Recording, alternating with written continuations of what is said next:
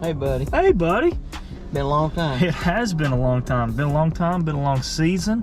Guys, this is Tcarp and Tman, by the way. Welcome to Off the Tailgate. Again, it's been a long season. We're getting used to everything. Trying to get lives done. Talk about life real quick before we get into this thing. Well, you know, I've been busy with the church. We had, you know, had things going on there. And then I got family situations going on. And anybody that's got a prayer life out there, pray for us, because we do need it. Excited about upcoming basketball. Yeah, basketball's coming. I'm excited to see what we do in the bowl. Mm-hmm. I think they're talking we may be going to Florida again. We'll see about that. Yeah. We'll just kind of see how we're going. All right. How about yourself? Kind of the same. Been busier than crud, trying to keep 2 kids and business going. I'm going on a mission trip Saturday. I'll be praying for you. I appreciate it. And honestly, it's just been hard to get together, but we're doing this for y'all. We love doing it, and we're gonna get to it. So Off the Tailgate, we didn't finish like we thought we would. So I remember the first Off the Tailgate, you were like 12-0, and we were real excited. Ended up the season at 8-4. What's your grade for the season? I'm gonna say a C+, maybe B-. Okay. 8-4 is with a possibility of going with a bowl win of a 9-win season. And you figure out last 2 years, that'd be 20 wins if that happened. You know, you'd have 20 wins in 2 years. It's pretty strong, but again, I hate to just be settling on that when you got meat left on the bone. Yeah, you got meat left on the bone, like you said. So I'm gonna go with a depending on the bowl game. Right now I'm at C+. Depending on how you do in the bowl game, I'm gonna go B- if you win. And the reason being exactly the same is, you know, an 8-win season is never great. It is a little bit disappointing. If I come home and bring a C to my dad, he's going to be a little disappointed. He's not going to be mad, but he ain't going to be happy either. It's average. It's above average. Exactly. Yeah. And that's exactly the way the Vols played. Now, with that being said, you have great coaches like Lincoln Riley, like Dabo Swinney, with a team full of 5-stars that struggled to get to 8 wins. I mean, and what's his name over at USC? Lincoln Riley. He's got a Heisman winner. He's got a Heisman quarterback. Right. So it's in a crappy Pac-12. So it's very, you know, we can get on Heupel, but we know Lincoln Riley's a good coach. We know that. We know that Dabo Swinney won you know, national championships. We know he's a good coach. So, and for those that say, oh, you know, they're clowns. No, they're not clowns. Every coach just has a bad down year, and maybe this was ours. Well, you look at the Big Ten, Michigan. Right. Michigan was probably going to get into the playoffs this year, undefeated, but their coach has been disqualified or not able to participate in coaching for half the games. 6. 3 at the start of the year, 3 at the end of the year. So their coach, which they recognize him as a head coach, they've won because they had 5 stars, because they had talent above anything that they had within their schedule. Yep. And people don't understand the SEC is different. Absolutely. I mean, they're going to find out next year. I really think they're going to find out next year. I don't care who they put in. I know that they want to try to keep the SEC out. And I know that the ones in charge of voting, just like the Heisman, we look at the Heisman. Oh yeah. We can look out. They're so biased. We can see who you know trying to you know to keep out. Now I'm telling you, I'm not a Bama fan. In no form or fashion.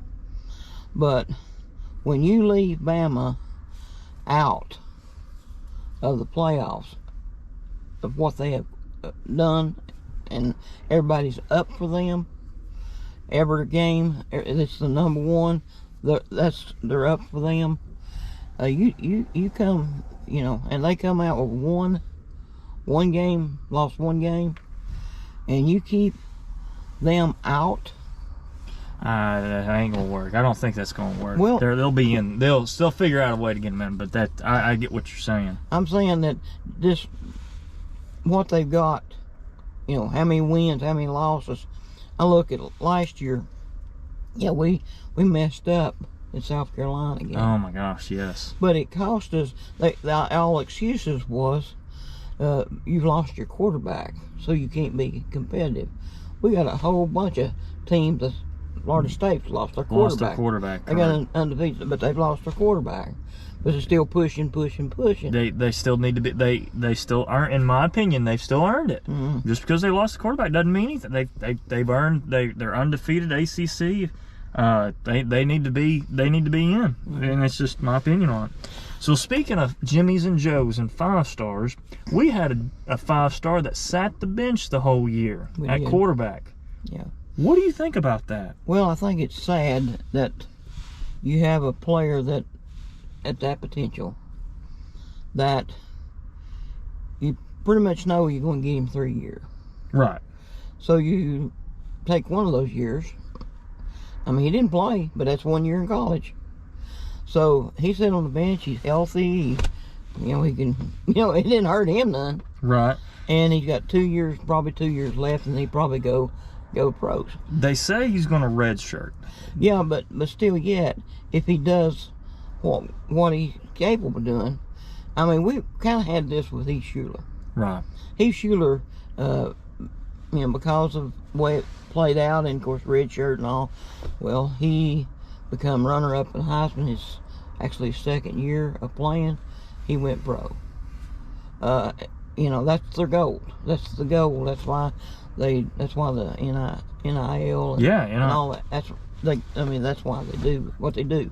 Right. And so I feel like that we missed a year of seeing him play. I do too. A year of getting experience. And I honestly, that's just my opinion. I believe that we would maybe even won a game or two more. Right. There's 2 games on the season that really stick out to me. That first one is that Florida game. Right. Florida is not a good football team. Mm-mm. And we could not come up with an offense at all. Who do you put that at the feet of? Do you put that at the feet of your quarterback? Do you put it at the feet of your head coach? What do you do there? That is your quarterback. That's and have a confidence. The coaches had no confidence in Joe most of the year. I mean, this Vanderbilt game was out of this world. But Vanderbilt's garbage, though. I'm gonna ask you a question. Yeah. I asked one of our subscribers at the post office. He been wanting to know where we've been anyhow. Mm-hmm. But I asked him this question. I said, how high would have Joe went in the draft if he had came out after the bowl game last year? And you got to think. That's a good question. You got to think. He sat behind Hendon, but he got to play in about every game because Hendon, we talk about all the stats, he sat on the bench 2 and 3 quarters a game. Right. I mean, really, he sat after 3 quarters. He sat for a quarter, and so he had thrown. If I remember right, he threw 10 touchdown passes. I think he run for 1 or 2, and had not had an interception. Looked all the God-given talent he had and has. He felt like that he would come in first round pick. I think first or second, probably maybe second, but he would have gone higher in the draft coming off that bowl game than he did this season. I think this season really hurt him. He'll get drafted just purely on talent. He'll probably be a 4th or 5th round draft pick. or he may, you know, we'll see what happens. He'll get picked up by somebody because somebody will say, I can develop him. That's fine. I just think that he really did. So I think maybe not first, but second or third at least, and he's dropped to 5th or 6th now. So Yeah, he's dropped. He's lost in money. Or maybe, yeah, somebody will pick him up just because of talent. Right. But I'm just saying that talent that would have given him that top pick, if that talent that they seen and they would have drafted him had played this year, we've been playoff talk. Because understanding he sat behind a Heisman Trophy, a candidate, a real shot, and a national national championship contender. Absolutely. And absolutely. so that's what you got to realize. You got to realize what he was sitting behind, and when he come off the bench, he just lit it up. Yep. And in the bowl game, I mean, he took on Clemson. Yeah, and made them look like fools. Next question I've got for you, and it's not actually on the sheet. Coaching changes this year. Do you think there needs to be a coaching shakeup within the administration? Not necessarily Heupel gone, not saying that. I'm saying within Heupel's administration, would you change a coach? I sure would. Who would you get changed? I'd go see if Derek Mason wanted to Me too. be my You nailed defensive it. coordinator. You nailed it. That's who I'd go see. I would too, because Derek Mason. Here's the thing about Derek Mason that people don't realize. Derek Mason, didn't he coach?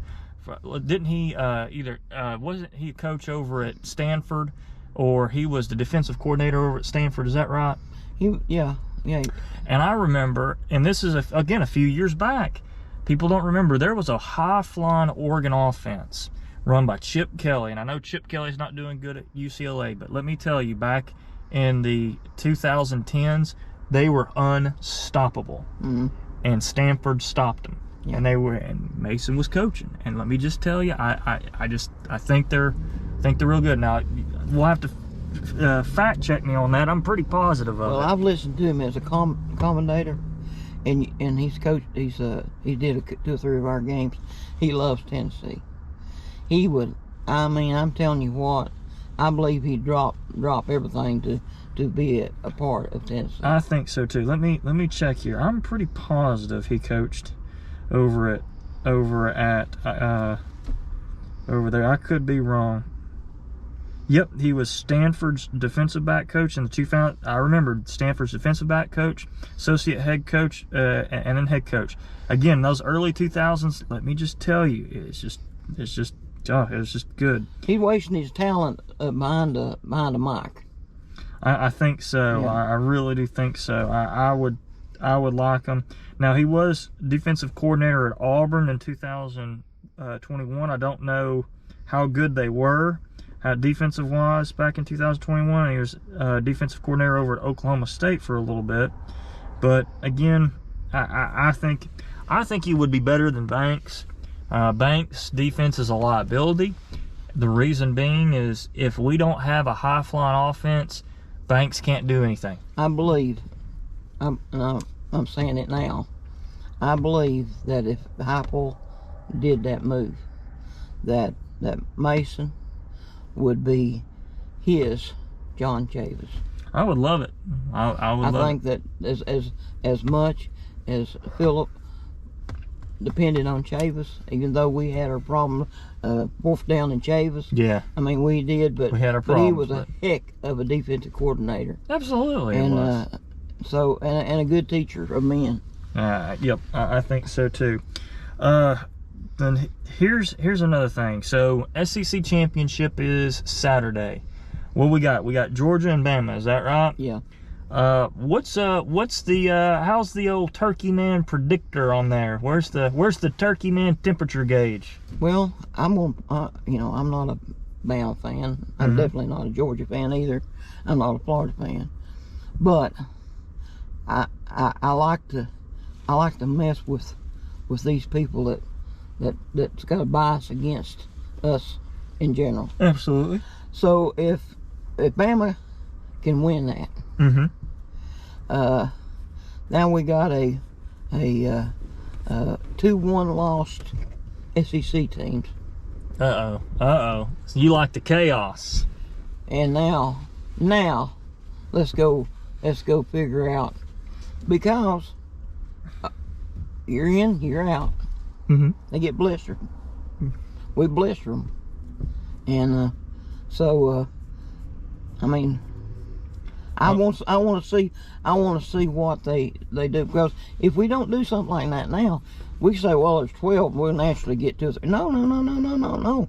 Just because there's 12, you look at what what the committee puts together, this last top 10 or top 20 or whatever, be 12, and you look at it and you kind of see what next year would have been, and see how many SEC teams they put in that top 12. We'll see. And they looking at their win and loss, and I remember one year Auburn went undefeated, and they still didn't make the, and that was BCS.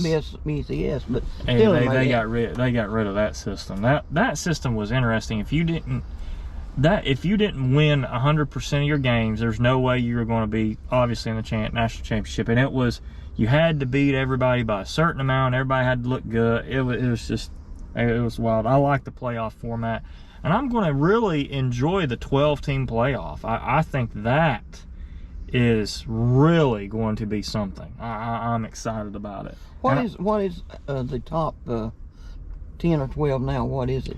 What's in the top? Let's see. So top 10 or 12 now. Let me see if I can pull that. That's going to change this week. Right. You got Michigan, and Michigan beat Ohio State, but they'll still be in the top Let's see 10 here. or so. Let's see if I can get the college football ranks in the AP. It doesn't really matter the AP, but it's pretty dang close. So you got Georgia, Michigan, Washington, Florida State, Oregon, Ohio State, Texas, Alabama, Missouri, Penn State, Ole Miss, and Oklahoma. In top 12. And in the top 12.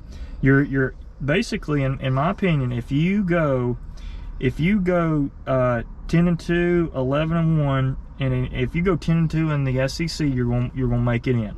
You're going to make it to the into the playoff, because you've got the teams outside of it. You got LSU at 9-3, Arizona at 9-3. You got Louisville at 10-2, but Louisville doesn't play in a good conference. You have Tulane at 11-1. Obviously, Tulane's not in a good conference, so I don't think they're going to get in. They're not going to put in Tulane over a 11-1 Tulane over a 10-2 Missouri, or a 10-2 Penn State, or a 10-2. Right. You see what I'm saying here? Right. So you've got all that. You've got Liberty at 12-0. They're in the top 20, but they're not in the top 12. Mm-hmm. Now they may throw a top 12. If you go 12-0 in a conference, they may throw you in. Well, I mean, we don't know. When they come out, we need to make a note of that. We'll do that. We'll take a bracket of when they come out. Is it Tuesday? Yep. Tuesday when they come out. When they bring out the top 20, or we'll look at the top 12, and we'll put a bracket of who've been playing this year. I think it'd be fun to see it. And if we put it out early enough, we can kind of see how they finish, how they play in the bowl game. I know they wouldn't be heads up, but we'll kind of see how they ended up. So with that being said, who you think we get in the bowl game, and we'll wrap her up then we'll do it after the bowl game one. I got a question for you. Yeah. I got a question for you before we do that. Mark Stoops. I think that was a big bunch of hoopla. I think that was. I think his name was floated out. A&M floated it out to basically get people happy with whatever hire they make next. You think so? I do think so. Well, I think he's a mediocre. I think he's a decent coach. I think he's a mediocre coach. He is not ready for a big time program in A&M or LSU. Those top. I think of A&M as a perennial top 10 program. I don't think Mark Stoops is a top 10 coach. Well, Kentucky, you remember I mean, they had Bear Bryant. Right. You know, and then Bear Bryant seen the writing on the wall that Adolph Ruff was in basketball, was the head of that school. Still a basketball school. Right. But why would they hire a coach that's not even in the top 25? I don't think he wants to be there either. I think he's through. Yeah, that may be true too. He can't develop a quarterback. He goes in the portal and picks up a quarterback that way. And he's worked out decent for him, but yeah, it has, but he hasn't, like you said, he hasn't developed one. And all that being said, they beat Florida. I know. I still can't. I mean, that taste is just. It infuriates me. Yes. Infuriates me. Well, and let's close this out. Let's close this out. So, guys, this has been for Tcarp, or excuse me, for Tman. This is Tcarp. Thanks again for watching Off the Tailgate. Y'all be good. We love you. Love you.